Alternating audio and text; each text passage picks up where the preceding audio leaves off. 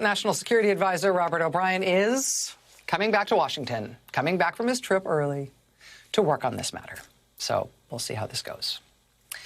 At BuzzFeed News today, reporters Jason Leopold and Anthony Cormier pried loose from the Trump administration an unexpectedly timely document that we had never seen before today until Mr. Leopold and Mr. Cormier used the Freedom of Information Act to get this thing.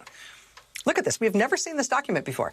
It is the criminal referral that was made to the FBI and the Justice Department concerning President Trump's behavior, specifically about his call last year to the president of Ukraine, where President Trump told the president of Ukraine that Ukraine would only get its military aid from the U.S. government if that country's president helped Trump get reelected by announcing some sort of Ukrainian investigation targeting Democrat Joe Biden and his family.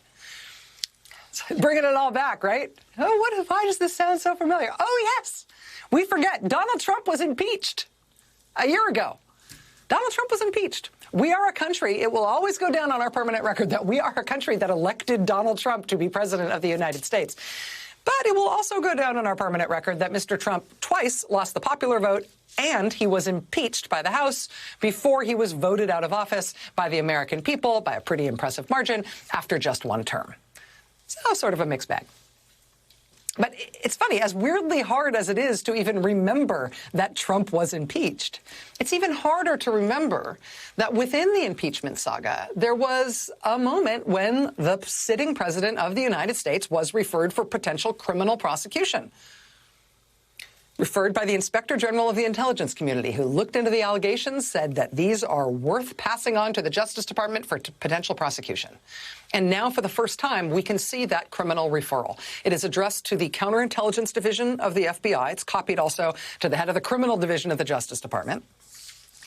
It says, in part, quote, on behalf of the Office of the Inspector General of the intelligence community, the ICIG is formally referring allegations regarding, among other things, alleged violations of law related to a telephone call on July 25th between President Donald Trump and the president of Ukraine.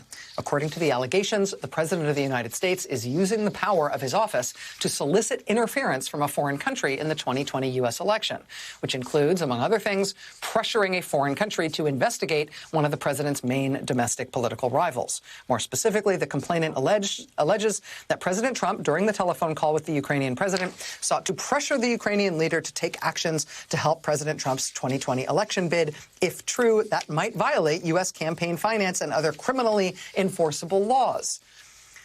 Here's the money part. The ICIG conducted a preliminary review of the complainant's allegations. Based on the ICIG's preliminary review, I determined that there are reasonable grounds to believe that the allegations appear credible. If true, such allegations may violate laws that prohibit a foreign national from making a contribution of money or other things of value in connection to a federal, state, or local election. Similarly, U.S. laws prohibit a person from soliciting, accepting, or receiving such a contribution or donation from a foreign national directly or indirectly. In addition, a conspiracy to engage in such illegal conduct might also violate other criminally enforceable laws. And that's about the president. And that was sent to the FBI and the Justice Department. Hey, look, these look like these might be crimes by the president. You guys going to handle this? I mean, we forget. The scandal mountain range is so high, you lose track of the elevation of each individual peak, right? But we forget. We forget that Trump was impeached.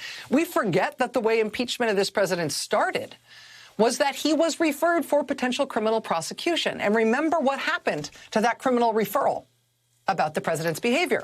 Attorney General William Barr and the Justice Department under him said, no, that whistleblower complaint about what the president did here, that should not go to Congress. Instead, we'll take care of that here at the Justice Department. We will evaluate whether these are indeed potential crimes by the president. Just leave it to us. And then having, for the moment, temporarily blocked the complaint about Trump's behavior from being considered or seen by anybody else, William Barr and the Justice Department very promptly decided that everything Trump did was fine, that they actually didn't even need to investigate it. It definitely wasn't a crime. Everything President Trump did was super cool. So that had to be the end of it. Nobody ever needs to hear about it. It was that whistleblower complaint about President Trump escaping the garbage disposal that William Barr and the Justice Department shoved it into. That complaint escaping the Justice Department's efforts to cover up what the president did and to secretly exonerate the president without ever investigating what he did. That is how we got the impeachment of this president last year.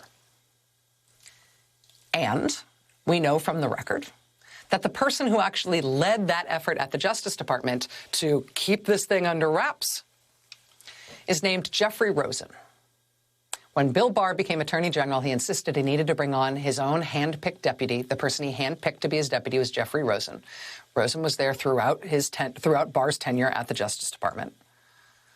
But we know from contemporaneous reporting, quote, the Justice Department's review of the criminal allegations against the president was overseen by Deputy General Jeffrey Rosen. It concluded that there were no grounds for a criminal investigation into Trump's behavior. I mean, that was how Trump getting impeached started. The Justice Department grabbing that whistleblower complaint, having Jeffrey Rosen review it so he could say there's nothing to see here, and then them trying to keep it from Congress and from anybody else knowing about the complaint having been made. But now, as of today, thanks to Jason Leopold and Anthony Cormier at BuzzFeed, we can see the criminal referral that went to the Justice Department about Trump's behavior. This criminal referral from the Inspector General, who was like, I've looked into this in a preliminary way. This looks serious to me. You need to evaluate whether this is potential crimes. He put it in writing. We can see that document for the first time today. And we know how that story ends, right?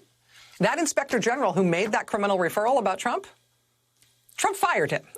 Several months later. He fired him in April of 2020. But the guy who was given the criminal complaint to deal with, the one who buried it and tried to make it go away and said there doesn't even need to be an investigation of this, that was Jeffrey Rosen. And Jeffrey Rosen just got named to be the new Attorney General for the last month of Trump's time in office.